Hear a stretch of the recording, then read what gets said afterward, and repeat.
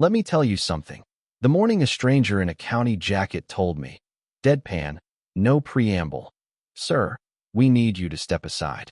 While his buddy started up a chainsaw in my driveway, I realized my life was about to get a whole lot more interesting than I'd ever bargained for.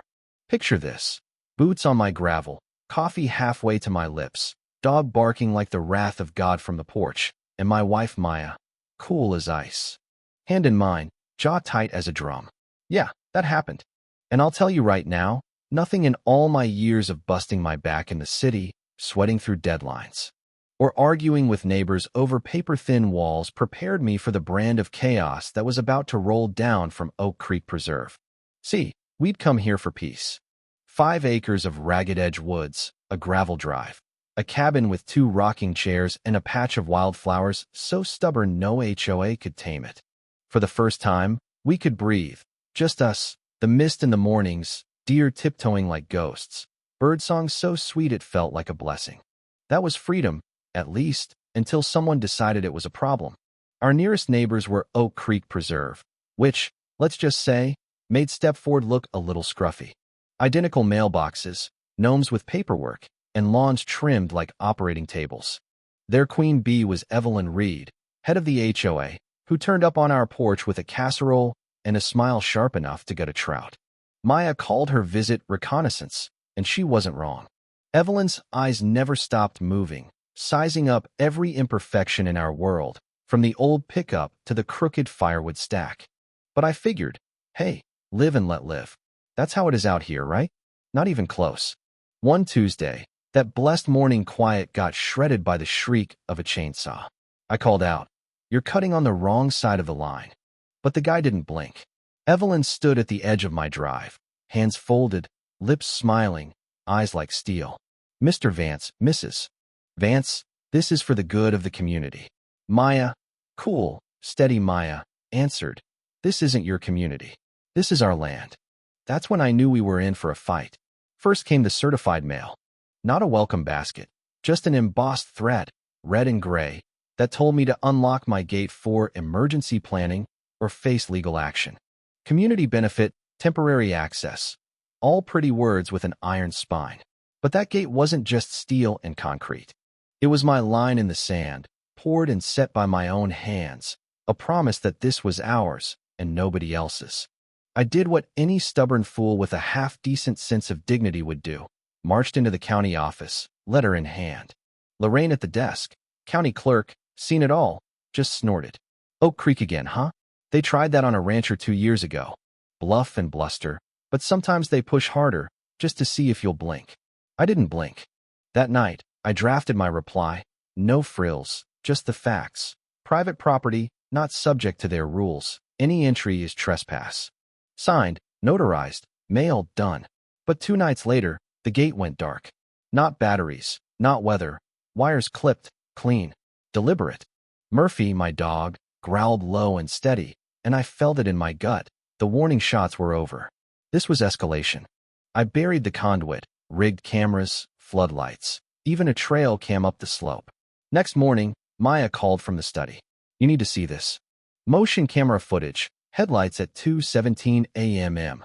2 figures with flashlights, a red pickup, and, get this, a sign they staked right in our soil. "Scenic Trail, Oak Creek HOA, temporary access route." My land, their sign. Not raccoons. Trespassers. I cataloged every detail, photos, tracks, the dent in my keypad box. Drove straight to the sheriff. The deputy they sent was so fresh you could still smell the classroom on him. He promised a report, but his eyes said civil dispute. So I called Joe Sanderson, my old friend and one hell of an attorney. "Start documenting everything," he said. "They bury themselves the more they escalate." And boy, did they escalate. By the end of the week, my drone was flying daily patrols. The trespassers came back, caught by the trail cam at dawn, unloading lumber, spray paint, survey markers in my creek. Each time, I fortified, armored, reported, documented. But the quiet, the reason we moved here, felt brittle, like glass about to shatter. Then came the twist. Joe called one night, late. "You're not going to believe this. The HOA filed an easement claim 3 months ago. Says your driveway is a historic trail corridor. Signed by Charles Langley. My heart stopped. Langley was the old man who sold me this land, 5 years dead. And the notary who supposedly signed off? Retired in 2011, but the stamp was dated last fall. The witness handwriting matched an HOA board member, ex-county land office. Not bluffing anymore, felony territory. Maya, still in her clinic scrubs, listened as I explained. She steadied me, like she'd done in ERs 100 times. They're stealing the past, rewriting it to box us in. Then we don't just fight back, she said. We expose them. We filed for an injunction the next morning. Forgery, trespass, fake trail signs, the works. Judge signed it by noon. But a piece of paper doesn't stop a steamroller. At dawn, metal screamed against metal outside. 2 trucks, a generator, an angle grinder cutting my gate apart. Evelyn herself, sunglasses, arms folded, cool as ever. Maya and I strode down together. She laid out the facts: trespass, destruction, court order. Evelyn smiled. Provisional zoning allowances, she said. Nonsense words for nonsense actions. I pulled my phone and started recording. And when Evelyn smirked, I fired up the drone, live streaming every face, every tool, every spark. This time, the sheriff sent Deputy Mathis. Older, no nonsense. I handed him everything. Injunction, deed, footage. Evelyn tried to wriggle free. The deputy shut her down, read her rights. The crew folded. The trucks rolled away, leaving my gate in ruins, but our resolve twice as strong. Court came next. Packed benches, curious faces, Evelyn's lawyers all smirks and silk ties. Judge Halverson, sharp as a tack, presided. Joe presented our evidence. Drone footage projected big and bright. Evelyn orchestrating, workers muttering. Karen said it was fine. Forged signatures, shell companies buying up land around us. Judge ordered a forensic audit and referred the forgery to the DA. Round 1 to us. But Oak Creek fought dirty. Anonymous posts painted us as selfish hermits, leaking fake emails and calling us gate tyrants. We felt it in town. Cold shoulders, muttered insults. But Joe had a card to play. Internal HOA emails, courtesy of a growing homeowner revolt. Evelyn's own words. We either secure the access route this fall or expansion dies. Expansion money, not community safety. The war turned public. Flyers, threats, sabotage, our cameras, lights, and gate vandalized again and again. Joe responded with a civil suit naming the board members personally. No hiding behind the HOA now. The fear spread. Board members resigned. One even emailed an apology. Evelyn doubled down, but her words at HOA meetings started to fall flat. Then the audit landed like a bomb. Tens of thousands in consulting to fake companies, landscaping bills for Evelyn's own garden, fat transfers to her shell company. Evelyn dug her own grave. The DA moved fast. Fraud, forgery, conspiracy. Her empire crumbled. But wounded animals lash out. One night, new sabotage. Every light out, cameras jammed, keypad wires dangling.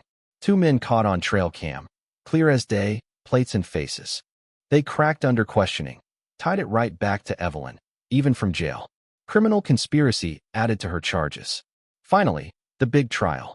Evelyn in cuffs, still trying to look regal, her lawyers sweating bullets. The prosecutor laid it all bare: forge, fraud, money trail, emails, drone footage. Evelyn tried to spin it as progress, but the jury took less than 3 hours. Guilty on all counts. When the verdict dropped, the room erupted. Some gasped, some clapped. But for me, the loudest thing was the silence after the gavel fell. Maya squeezed my hand. It's finally done. I looked at Evelyn, once a queen, now just another criminal led away. But the work wasn't finished. The land still bore scars. The gate was in pieces, tire tracks chewed into the earth. I hired Harris, a local builder, and we made that gate a fortress: steel, cameras, seismic sensors, the works. Neighbors started to come by. Apologies, pies, even help with repairs. Not forgiveness, not yet, but a beginning. One evening, I placed a granite marker at the old southern ridge. This land was not for sale. Beneath, a brass plate: freedom is defended, not granted. For the ones who'd come after us, so they'd know the fight was never just about a gate. The first snow fell early that year, blanketing every scar in white. Maya and I sat on the porch, Murphy at our feet, whiskey in hand. The woods, at last, were silent, not tense, not threatened, just ours. We bought land, but we earned peace. And that, after everything, felt like justice. But here's the real kicker. When all the lawyers go home, when the noise fades and winter sets in, you start to wonder, was it worth it? Where does a community's right end and a person's begin? And if the world keeps spinning toward more fences, more rules, who stands up and says enough? I'll leave that to you. Share your own story. Where do you draw the line? What would you have done in my boots? Let's hear it. After all, justice, real justice, isn't just handed down from a judge's bench.